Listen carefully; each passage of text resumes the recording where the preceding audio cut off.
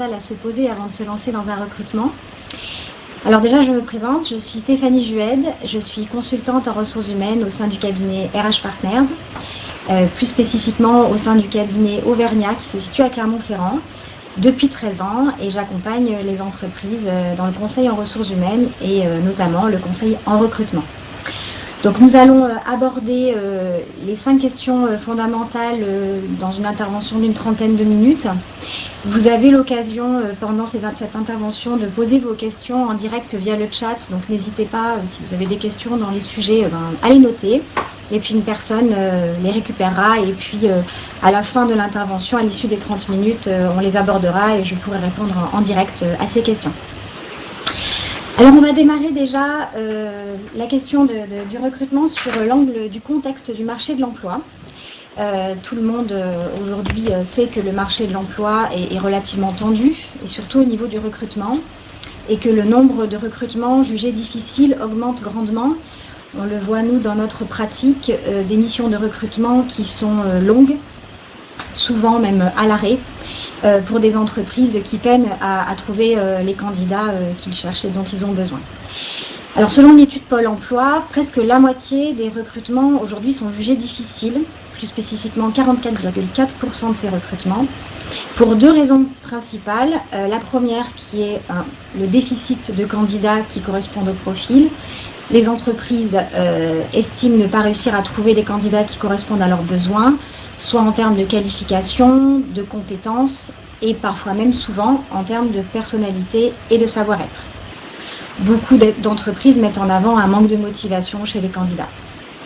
Et la deuxième raison de ces difficultés, c'est aussi le manque tout simplement de candidatures, c'est-à-dire des offres d'emploi qui aujourd'hui sont diffusées, pour lesquelles nous n'avons presque pas de CV, ou peu de CV, donc un manque d'attractivité des offres en général.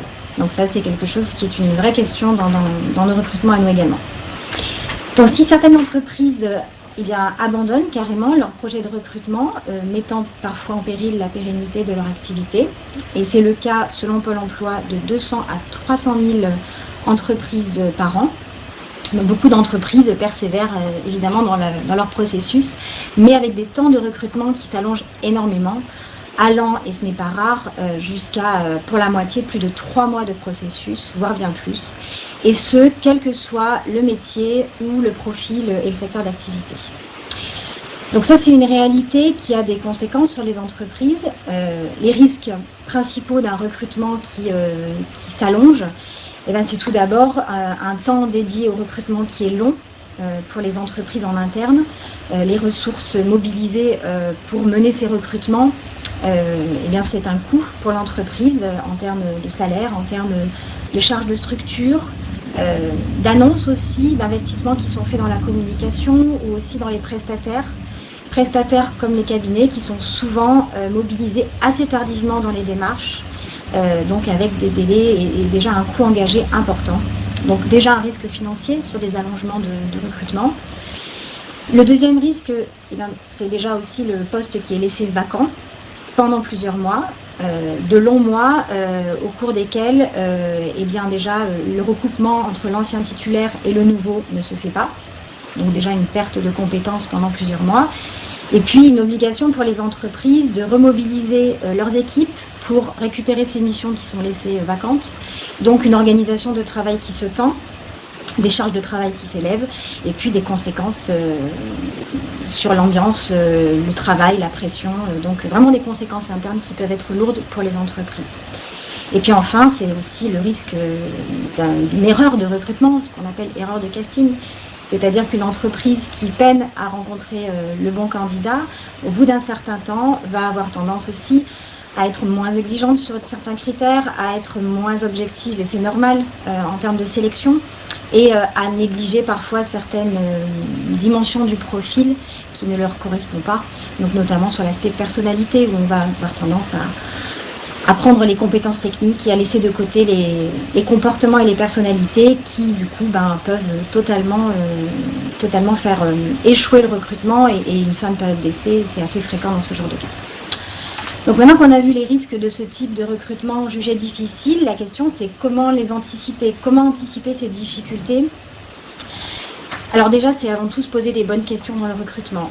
Comme tout recruteur le sait, de toute façon, les questions s'en posent toujours beaucoup en amont, notamment sur le besoin, sur la définition du profil, la définition des critères et du poste. Mais là, on va parler de questionnements plus profonds encore et plus importants pour pouvoir identifier vraiment ces risques de difficulté, les identifier et pouvoir mener assez tôt des actions d'amélioration, en tout cas des actions pour les lever, en amont même parfois de lancer vraiment les choses pour éviter justement ces pertes de temps et ces allongements de durée. Clairement, s'il existe une part d'intuitif dans les entretiens, parce que c'est une relation humaine et que le feeling joue beaucoup, l'intuitif dans le process de recrutement est plutôt à bannir et on va tâcher d'être plutôt structuré dans le questionnement, objectif, réaliste et concret pour éviter tout échec et perte de temps.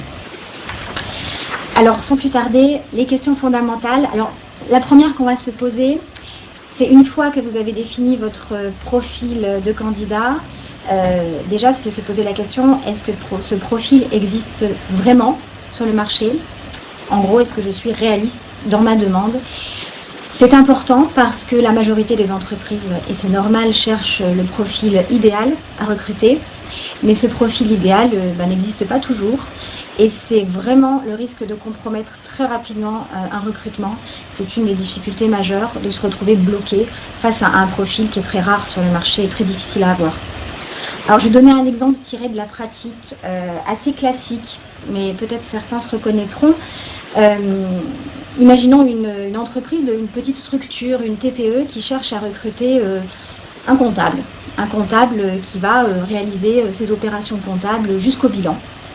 Quelqu'un d'un peu expérimenté, qui sait faire également la paye, gère les relations sociales, la partie RH, parce qu'il y a des salariés dans l'entreprise, qui sait également mettre en place la partie contrôle de gestion, parce que le dirigeant a besoin d'une gestion plus analytique de son activité.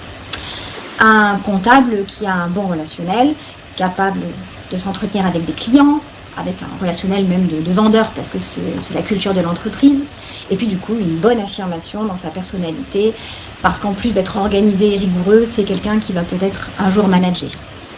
Et puis c'est quelqu'un qui parle anglais également, parce qu'il y a quelques clients à l'export que l'entreprise vise, et ce serait bien que quelqu'un parle anglais dans la structure.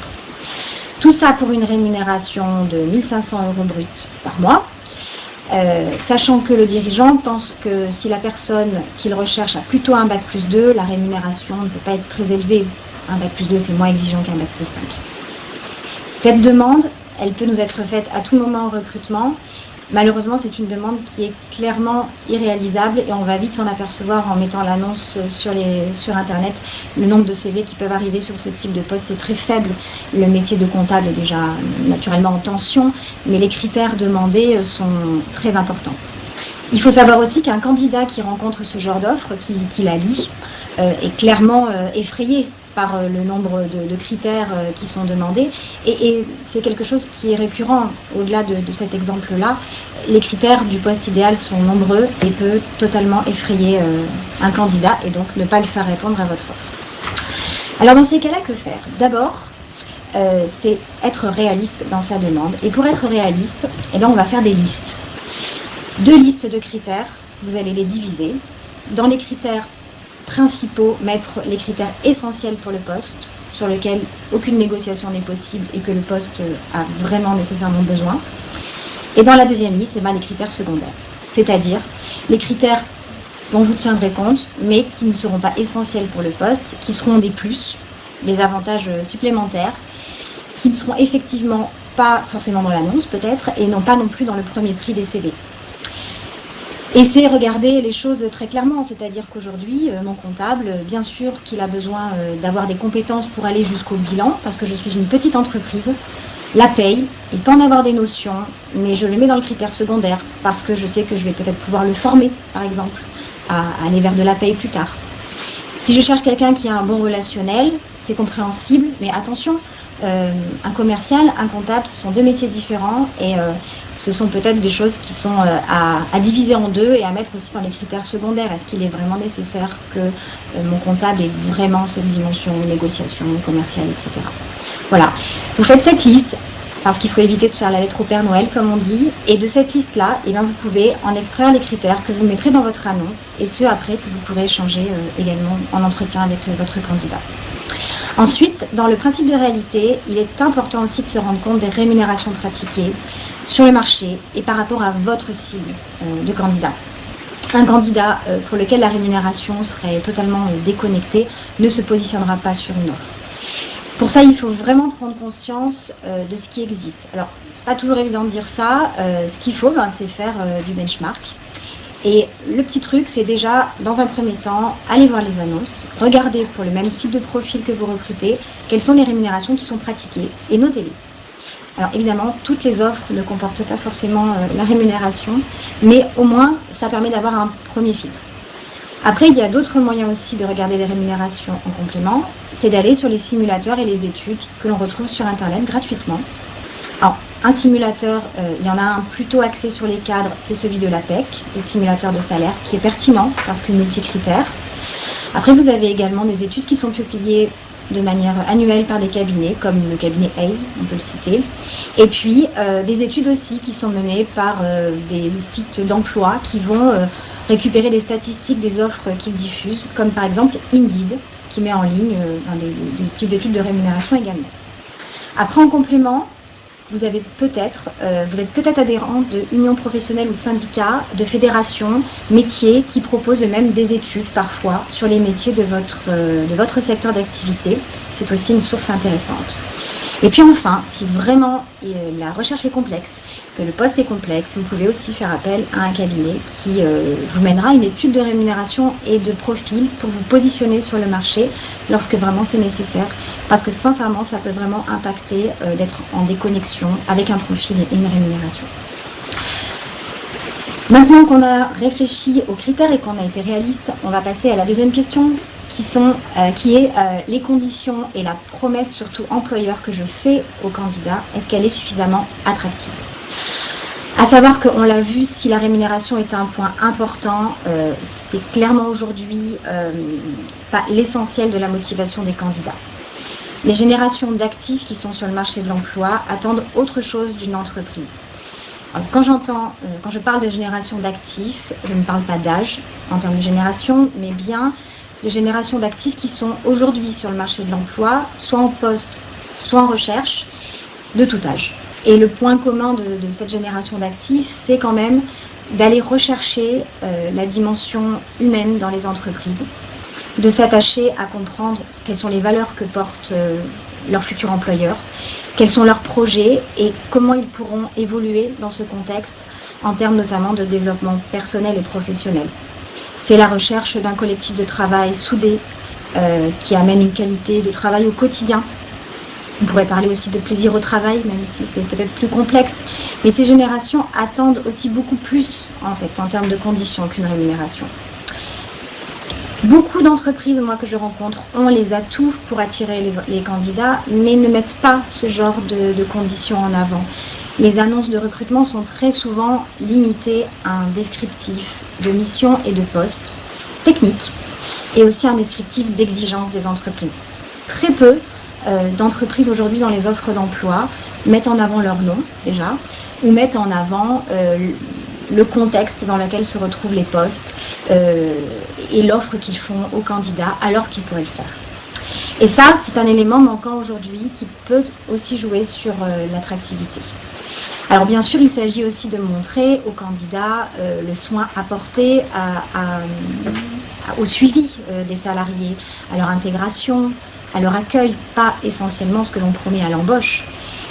En tout état de cause, la promesse qui est faite et qui est spécifiée doit obligatoirement répondre à la réalité et doit vraiment être en phase avec la réalité de l'entreprise. Ça veut dire que des fausses promesses peuvent amener de grosses déceptions et là aussi un risque d'échec du recrutement très rapidement si les candidats se rendent compte de la réalité. Alors dans les conseils sur cette question-là, eh bien, on va reprendre les listes et on va faire également une liste qui va reprendre tous les points d'attractivité et d'atouts que l'entreprise dispose, dont vous disposez aujourd'hui, que ce soit en termes organisationnels, managériels, de culture, de valeurs, de stratégies et de projets qui sont en cours. Tous ces éléments qui peuvent attirer les candidats aujourd'hui. Et puis de l'autre côté, bien sûr, on fera la liste des points potentiellement bloquants, potentiellement négatifs, qui sont aussi importants à connaître. Ces points-là sont des points qui parfois peuvent être levés. Des axes d'amélioration sont possibles. Si mon entreprise, en termes de suivi d'intégration, n'a pas forcément les outils, je peux imaginer mettre assez rapidement quelque chose en place pour m'assurer que le nouvel embauché soit bien intégré. Mais il y a des points de difficulté qui sont très difficiles à lever et pour lesquels on va à ce moment-là chercher plutôt un axe de compensation. Je prends l'exemple d'une entreprise qui aurait des rémunérations plus basses que le marché, pourrait mettre en avant d'autres éléments comme peut-être sa culture, peut-être aussi la façon dont elle travaille avec ses salariés pour les rendre plus acteurs des décisions de l'entreprise, plus autonomes, plus responsables, avec aussi peut-être plus de liberté dans les temps de travail, dans les congés. Il y a des choses qui peuvent effectivement se compenser et c'est ça qu'il faut travailler. Alors bien sûr, après, les atouts, on les met dans une annonce et on les met en avant lors de l'entretien pour montrer aux candidats que le poste et la rémunération, on est encore bien au-delà. La troisième question qu'on va aborder, maintenant qu'on a parlé des éléments d'attractivité et qu'on est au clair avec ça, on va aborder l'image de l'entreprise. Parce que ça également, c'est un point important pour les candidats aujourd'hui et qui peut jouer dans l'attractivité sur les offres et cette pénurie de CV que nous pouvons avoir. Comme on l'a dit tout à l'heure, l'offre n'est pas qu'un descriptif de mission technique. C'est également la possibilité de mettre en avant l'image de l'entreprise. Et elle se véhicule beaucoup par Internet aujourd'hui. À savoir que Internet et le digital sont des outils qui sont indispensables tant pour le candidat que pour le recruteur. La majorité des annonces sont aujourd'hui sur Internet et les candidats utilisent Internet en priorité, quoi qu'il arrive, quand ils voient une offre. Selon une étude même Région Job qui a été faite en 2016, 94% des candidats vont voir le site internet des entreprises avant de candidater ou d'aller en entretien. Et c'est quelque chose qui est encore constant aujourd'hui. C'est le premier réflexe. Pourquoi les candidats vont aller sur internet pour se renseigner sur l'entreprise? C'est pour se rendre compte déjà de son existence. Sans une trace internet aujourd'hui, les entreprises sont pénalisées.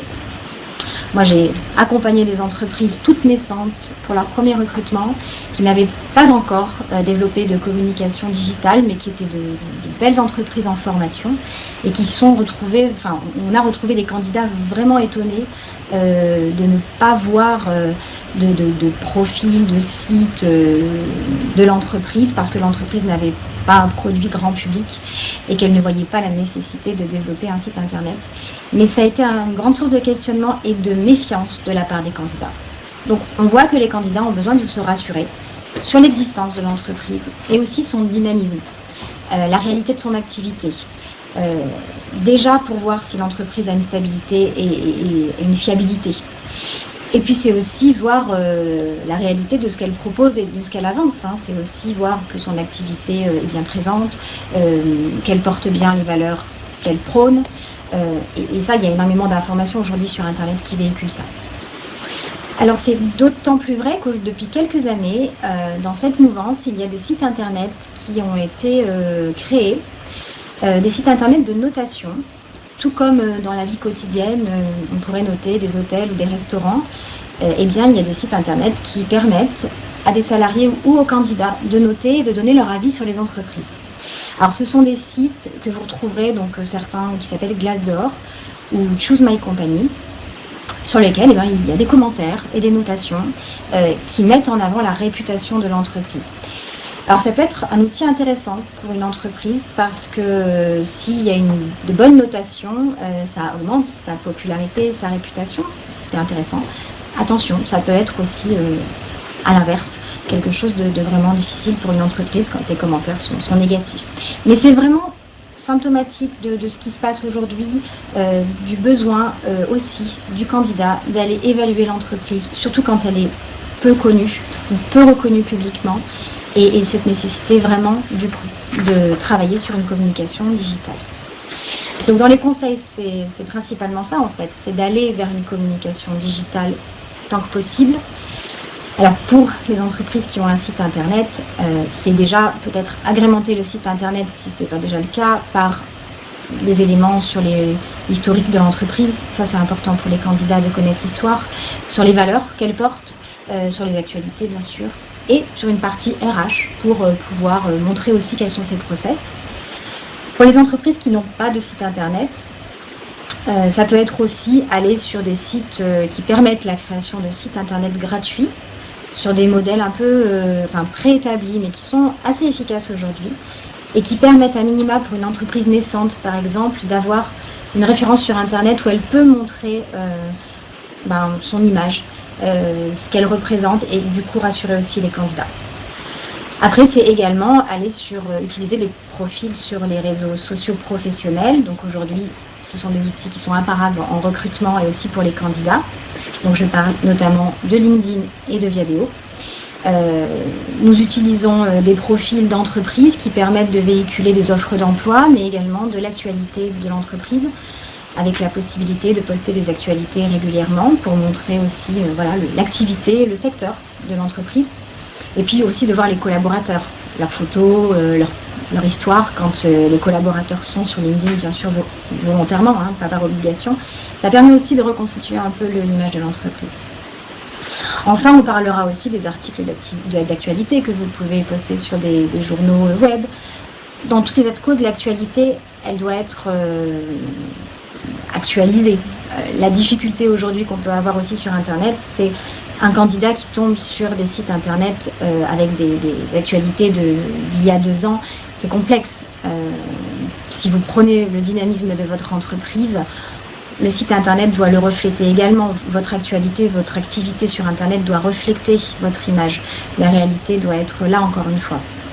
Ça veut dire être cohérent dans sa communication, actualiser son site Internet, et puis si on prône l'innovation technique, managériale ou autre, avoir un site qui soit en phase avec ça, un peu moderne. J'ai eu le cas d'entreprises qui prônaient cette innovation mais qui décevaient beaucoup les candidats quand ils allaient sur leur site internet pour se rendre compte que le site internet était assez triste, assez traditionnel, et ça peut être un point aussi, un point négatif d'attractivité. La 4e question, on a parlé de la communication, on va continuer à parler de la communication, mais plutôt liée à l'annonce cette fois-ci, à l'offre, celle que vous allez lancer pour votre recrutement. On l'a dit, Internet, c'est incontournable aujourd'hui, c'est un support très utilisé. C'est un support utilisé, mais qui génère énormément d'informations et qui peut faire que votre offre peut être totalement noyée dans la masse et absolument invisible pour les candidats. Alors la question, c'est comment rendre l'annonce visible, sur Internet notamment. Il existe de nombreux sites emploi, les plus connus, qui peuvent être Monster, Cadre Emploi, etc., Région Job, sont majoritairement des supports payants, avec un coût moyen d'annonce qui s'élève à peu près à 600 € pour 30 jours de diffusion. C'est un investissement, en sachant qu'une communication efficace passe souvent par un multi-support. Donc c'est pourquoi il faut vraiment réfléchir en termes de visibilité à rationaliser votre investissement et du coup à bien cibler vos supports. Et pour bien cibler les supports, et je pense que c'est le fil conducteur de tout ça, c'est de bien connaître sa cible candidat. Tout comme en communication de manière générale, c'est connaître ces candidats, où ils vont chercher l'information, quelles sont leurs habitudes de consommation entre guillemets. Est-ce que certains candidats vont aller plus sur certains sites ou d'autres? Je prends l'exemple souvent de candidats qui sont sur des métiers plutôt opérationnels, techniques, avec peu de mobilité géographique, qui vont rarement aller chercher de l'emploi en dehors de leur région, de leur secteur géographique. Là, on sait qu'on va annoncer plutôt sur un support régional et pas sur un support spécialisé métier qui balayerait toute la France. Ça permet comme ça de choisir les supports les plus efficaces et puis de mettre un investissement qui est quand même modéré et qui est surtout réaliste. Alors après, il peut y avoir aussi du papier. Aujourd'hui, le digital, c'est un élément important, mais il peut y avoir également des publications sur des journaux, des magazines, ce qui est de plus en plus rare aujourd'hui. mais qui peut être très pertinent sur des profils qui ont l'habitude de lire la presse quotidienne régionale, par exemple, avec des coûts qui sont plus élevés, où on peut aller jusqu'à 1 000, 1 500 € sur un module d'annonce, mais qui peut être pertinent. Après, c'est vraiment la question de la cible candidate et d'être certain que c'est une cible qui va aller sur ce support. Alors évidemment, il y a des sites qui existent et qui ne sont moins connus que ceux que j'ai cités tout à l'heure. Et la question, ça va être ensuite de savoir si ces sites-là sont pertinents, s'ils génèrent suffisamment de vues, s'ils vont être un bon investissement. Et ça, c'est intéressant d'aller chercher de l'information sur ces sites, prioritairement combien d'offres d'emploi ils génèrent, est-ce que ces offres d'emploi sont réactualisées, quels sont les annonceurs aussi, quelles sont les entreprises qui font confiance à ce site internet. En général, quand les grosses entreprises sont sur les sites, il y a une certaine crédibilité. Et puis c'est aussi, est-ce que le profil que je recherche est bien sur le site internet pour être certain que ça corresponde aussi, encore une fois, à ma cible. Voilà. Après, la communication passe par beaucoup de canaux différents, mais c'est un vrai sujet en recrutement aujourd'hui, c'est même indissociable du recrutement. Ça passe aussi par une communication non digitale qui peuvent être les réseaux d'écoles, d'anciens, qui peuvent être également tout type de réseau professionnel sur lequel on peut aller annoncer et montrer ses offres. Alors, le conseil sur cette partie-là, c'est vraiment en amont de la diffusion, vraiment travailler sur un petit plan de communication en se posant, enfin plutôt en répondant aux 4 questions qui suivent. Quel est le message que je veux faire passer, clairement? À qui? Quelle est ma cible? Ses habitudes de consommation, d'information, etc. Quel est le meilleur moment pour diffuser? Est-ce que ma cible a tendance à regarder les offres le week-end, pas le week-end, avant, après les vacances? C'est toujours des sujets en recrutement qu'on se pose beaucoup avant de diffuser sur un support payant. Et enfin, quels sont les supports que je vais choisir en fonction de ça? Nous arrivons enfin à la 5e question. 5e et dernière question. Ces 4 questions, tout le monde peut les aborder seul, que l'on soit responsable des ressources humaines ou dirigeant d'entreprise. C'est des questions et des actions que vous pouvez mener seul, mais il est certain que dans les réponses à ces 4 questions, certaines choses peuvent être plus complexes à mettre en œuvre tout seul. En tout cas, si c'est pas complexe, ça peut prendre vraiment du temps. Et on l'a vu, du temps, c'est de l'argent, surtout en recrutement. On a coutume souvent de nous dire qu'un cabinet de recrutement coûte de l'argent. Évidemment, c'est une prestation payante. Mais sur les recrutements actuels, quand on regarde et qu'on met bout à bout en interne les coûts existants pour un recrutement, que ce soit les coûts salariaux des intervenants, qu'ils soient RH ou opérationnels, que ce soit les frais de structure, les annonces que l'on va prendre et le temps passé dessus, surtout un temps qui s'allonge. Aujourd'hui, ce qui est calculé en France, c'est qu'on se retrouve sur des coûts de recrutement un petit peu complexes, entre 5 000 et 8 000 €. Ce qui est quand même très conséquent pour des recrutements et ce qui revient parfois à faire appel à un prestataire. Ce que je dirais, c'est que vous n'êtes pas obligé de sous-traiter l'intégralité de vos démarches, mais il y a certains points qui peuvent être clairement délégués ou sous-traités à des experts et qui peuvent vous faire gagner du temps. Donc la question, et la 5e question, c'est est-ce que je suis capable de tout gérer tout seul? Et est-ce qu'à un moment donné, il ne faut pas que je me pose en amont la question de faire intervenir un acteur externe qui va m'aider et qui va me permettre d'éviter de m'enliser plus tard sur des questions de recrutement qui auraient pu être vues en amont. Encore une fois, dans mes expériences recrutement, j'ai eu l'occasion d'intervenir très tardivement auprès d'entreprises qui étaient vraiment en difficulté et assez désespérées de trouver quelqu'un.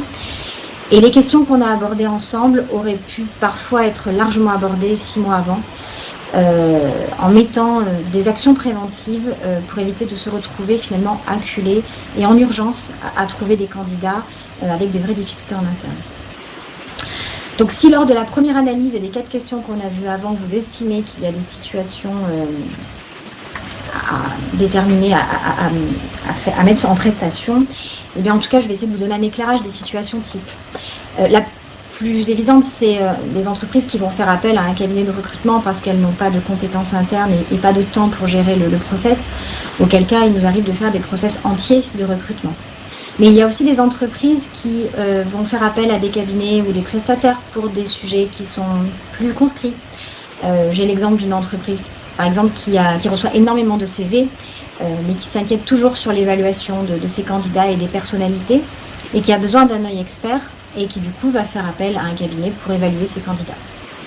Un autre exemple à l'inverse, des entreprises qui peinent à trouver des CV, des candidats, mais qui n'ont pas de problème d'évaluation, vont faire appel par exemple à un cabinet pour aller chercher des candidats, pour faire du sourcing, c'est comme ça qu'on appelle la recherche de candidats, et vont après gérer elles-mêmes le reste du recrutement. Ça, c'est sur la partie recrutement.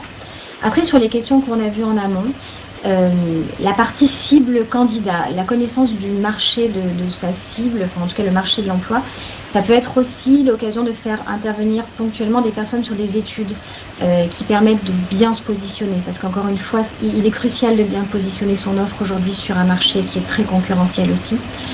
Et des cabinets proposent des études de rémunération, des études de profil plus définies. On a parlé de la communication qui est beaucoup abordée dans les questions. La stratégie de communication, eh bien, c'est important et ça peut toucher l'ensemble des recrutements, tout comme ça peut toucher aussi à l'image de l'entreprise, même auprès des clients. La communication emploi est un vrai sujet. Donc, tout le monde ne sait pas forcément mettre en place une stratégie, n'a pas forcément les outils, et c'est peut-être l'occasion aussi de faire appel à un prestataire sur cette partie-là, qui vient très en amont finalement, mais qui peut être de définir une stratégie, une ligne, des outils qui pourront être après dupliqués par l'entreprise elle-même par la suite dans tous ces recrutements. Et enfin, des problèmes plus fondamentaux, plus profonds d'attractivité que l'on rencontre souvent, surtout sur des secteurs géographiques qui ne sont pas toujours attractifs. Des entreprises qui cumulent des problématiques de secteurs, de métiers qui sont aussi peu attractifs, de pénibilité, de conditions de travail. Et bien là, on est souvent sur des axes qui sont difficiles à lever par l'entreprise seule et qui nécessitent parfois d'avoir un regard extérieur. L'intervention d'un cabinet, d'un consultant qui vient auditer la structure, faire l'état des lieux, de l'organisation, de la culture, des valeurs. Avoir un regard extérieur qui mette en avant ces fameux points d'attractivité, d'atouts, et qui mette aussi en avant les points de difficulté, mais qui vous accompagne aussi à les dénouer, à trouver des solutions. Ça peut être intéressant, et ça, c'est quelque chose qu'il faut mobiliser bien en amont de campagne de recrutement, parce que c'est ce qui sera votre base et votre terrain ensuite pour montrer l'image de l'employeur que vous êtes, qui peut plaire à beaucoup de candidats. Et ça, c'est important d'aller vers cette notion aussi d'introduction, de marketing dans les ressources humaines, parce qu'il s'agit bien un petit peu de marketing, bien sûr, dans tout ça. Voilà les 5 questions fondamentales qu'il faut se poser bien en amont, bien sûr, d'un recrutement. Je vais regarder les questions que vous avez pu poser peut-être pendant l'intervention et essayer d'y répondre.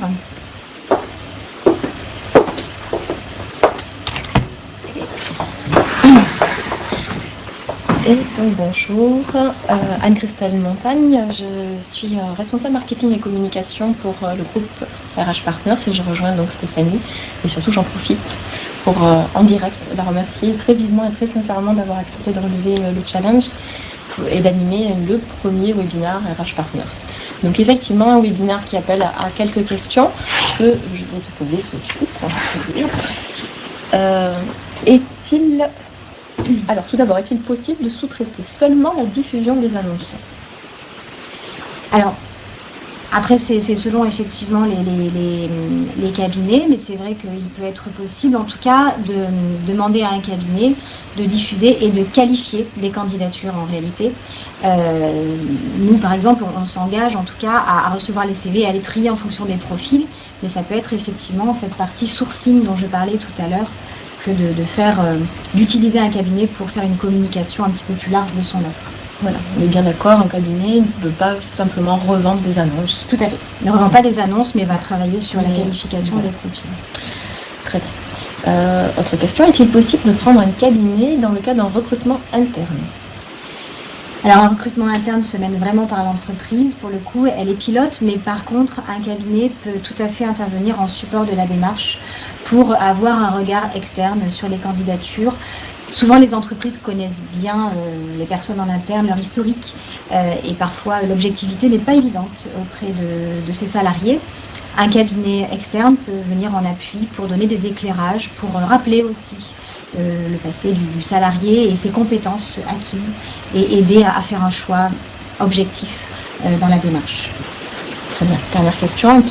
Prendre un cabinet, c'est trop cher. Est-ce que c'est vrai? Qu'est-ce qu'il y a derrière ça? Alors c'est ce que je disais, effectivement, il faut faire un calcul de coût, mais c'est souvent la question qu'on nous pose.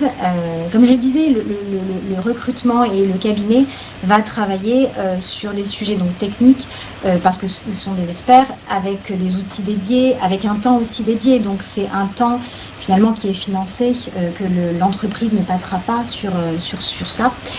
Donc c'est un coût, mais finalement qui de toute façon va revenir en interne si on met bout à bout les choses. Le temps des opérateurs, des RH est aussi un coût en tant que tel, même s'il n'est pas vu de la même façon. Donc c'est juste une question d'externalisation ou d'internalisation du sujet. Parfois, il est tout aussi intéressant de l'externaliser pour gagner du temps avec des coûts qui vont être équivalents. Mais c'est vrai qu'on parle rarement en termes de coût d'un process de recrutement en interne. Pourtant, c'est la réalité. On va effectivement plus facilement voir le coût du prestataire, mais qui est parfois très équivalent.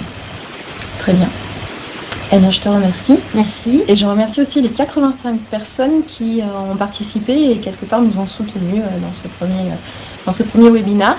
Je vous donne rendez-vous le 18 octobre pour un deuxième webinaire qui cette fois-ci vous parlera d'intelligence collective et vous présentera plus particulièrement 2 méthodes exclusives, le CODEV et les forums ouverts. Et tout cela en présence notamment de José Meyer, qui est une des personnes qui a participé au développement de cette méthode et qui aujourd'hui continue à la porter, ainsi que Carole Pétavin, qui dirige 3 cabinets en PACA, qui est certifiée coach en pratique individuelle, collective, en CODEV bien sûr, mais également sur DISC, le langage humain. Voilà, des personnes inspirantes que je vous invite à découvrir donc le 18 octobre à 11h. Merci. À bientôt. Au revoir. Merci.